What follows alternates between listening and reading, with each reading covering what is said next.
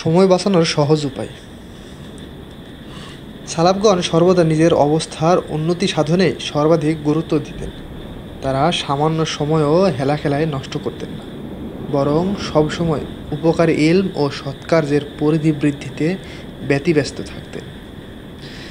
Abu Khalid Ahmar Rahimullah বলেন, সালাফদের কারো যদি আজকের সময় গতকালের অপেক্ষা উত্তম না হতো, তখন তারা আল্লাহর নিকট অনেক বেশি লজ্জিত হয়ে যেতেন।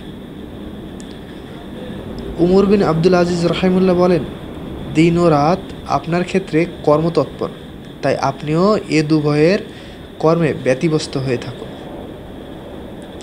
ইবনে মাসউদ রাদিয়াল্লাহু আনহু বলেন, আমি ওই দিনই সবচেয়ে বেশি হতাশা ও দুশ্চিন্তাগ্রস্ত হয়ে পড়ি, যে দিনটি আমার কাছ থেকে সূর্যাস্তের মাধ্যমে অতিবাহিত হলো, অথচ আমার আমলে কোনো বৃদ্ধি হলো না।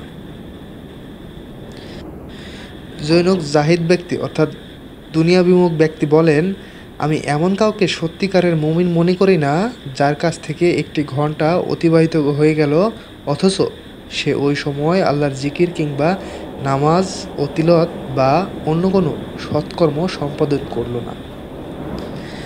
সালাফগণ বলতেন, দুর্ভাগ্যের অন্যতম চিহ্ন হচ্ছে সময় অপচয়। তাই পরিপূর্ণ মুমিন ব্যক্তি কখনো পাপাচার, উদাসীনতা ও অন্যান্য অহেতুক কাজে নিজ সময় অপচয় করতে পারে না।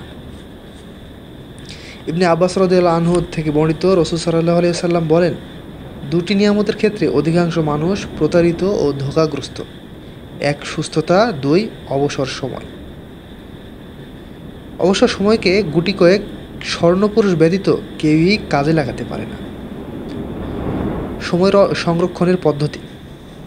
এক, বিশুদ্ধ নিয়ত।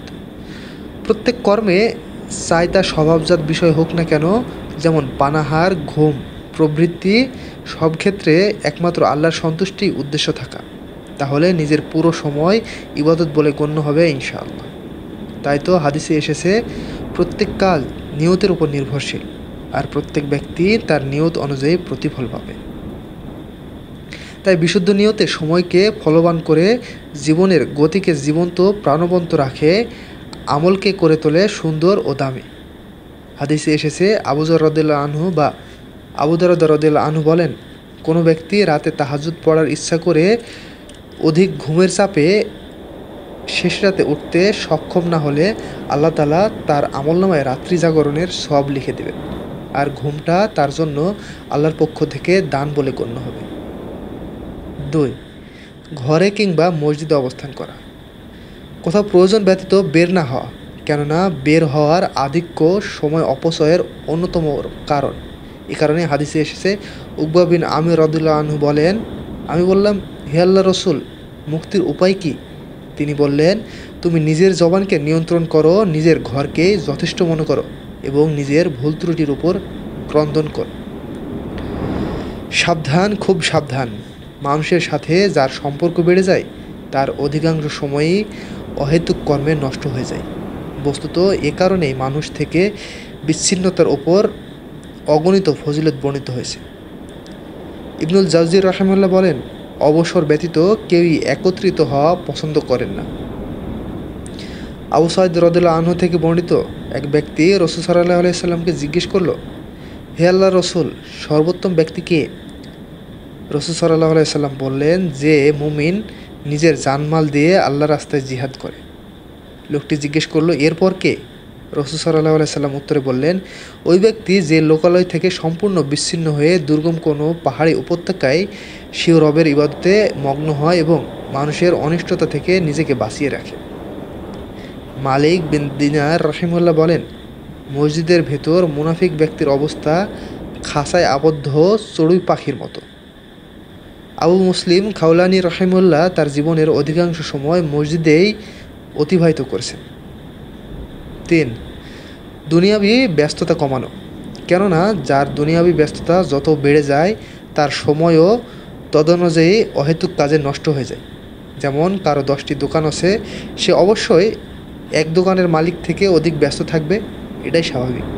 এভাবে দুনিয়াবি সকল ক্ষেত্রে একই কথা প্রযোজ্য। আফসোস, বর্তমানে আমাদের মেয়েদের অধিকাংশ সময় তো রান্নাঘরের ধোয়া খেতে খেতে শেষ হয়ে যায়। অন্যথায় কেটে যায় অহেতুক গালগল্প, পরনিন্দা, অশ্লীল ম্যাগাজিন পাঠ, মোবাইল ফোনে প্রেমালাপ প্রভৃতিতে। 4. প্রার্থনার আধিক্য। সময়ের হেফাজতের জন্য আল্লাহর কাছে বেশি বেশি কায়মানুবাক্যে প্রার্থনা করতে থাকা, কেননা রবের সাহায্য ছাড়া সময়ের সংরক্ষণ কখনো সম্ভব নয়। দোয়া হচ্ছে সর্বরোগের মহা ঔষধ। 5. তাকওয়া ও আল্লাহভীতি। আল্লাহ তাআলা তার মুত্তাকি বান্দাদের বয়স ও সময়ের অবশ্যই সংরক্ষণ করেন। তাদের তিনি বেকার ছেড়ে দেন না, বরং কোনো ইবাদতে মশগুল রাখেন। আল্লাহ তাআলা বলেন, আর যে আল্লাহকে ভয় করে আল্লাহ তার জন্য নিষ্কৃতির পথ করে দেবেন। 6.